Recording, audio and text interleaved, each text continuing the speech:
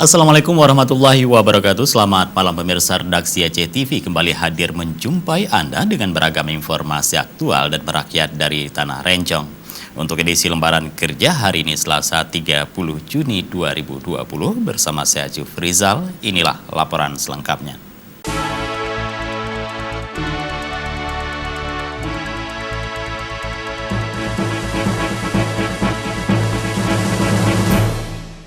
Pemirsa, personil Polsek Kuta Malaka Kabupaten Aceh Besar melakukan panen sayuran bersama masyarakat di Kampung Lam Sitih Cot.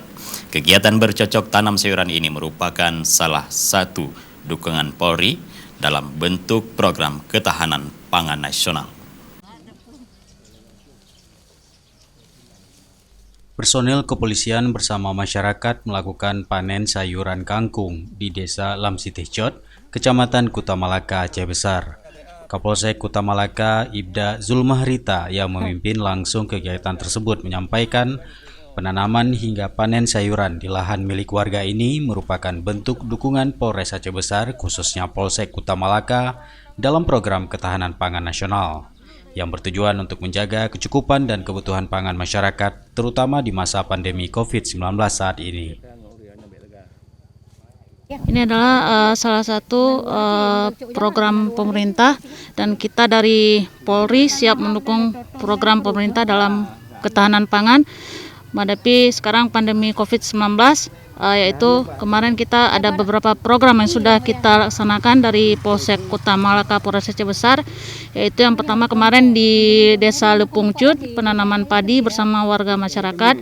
Kemudian ini kita juga diundang untuk penanaman hasil panen rumput dan bayam yang dilaksanakan di Desa Lam Sitih. Ibda Zulmahrita menyampaikan berbagai gejolak sosial dapat terjadi jika ketahanan pangan terganggu, karena saat ini krisis pangan menghantui Indonesia sebagai dampak dari pandemi COVID-19. Kapolsek juga menyerahkan bantuan bibit sayuran kepada kelompok warga untuk kembali ditanam di lahan-lahan kosong milik masyarakat. Selain penanaman sayuran di Kampung Lam Sitih Cot, sebelumnya Polsek Kuta Malaka juga melaksanakan turun sawah untuk bercocok tanam padi perdana di beberapa kampung dalam wilayah Kecamatan Kuta Malaka, Kabupaten Aceh Besar. Dari Aceh Besar, Tim Liputan Aceh TV melaporkan.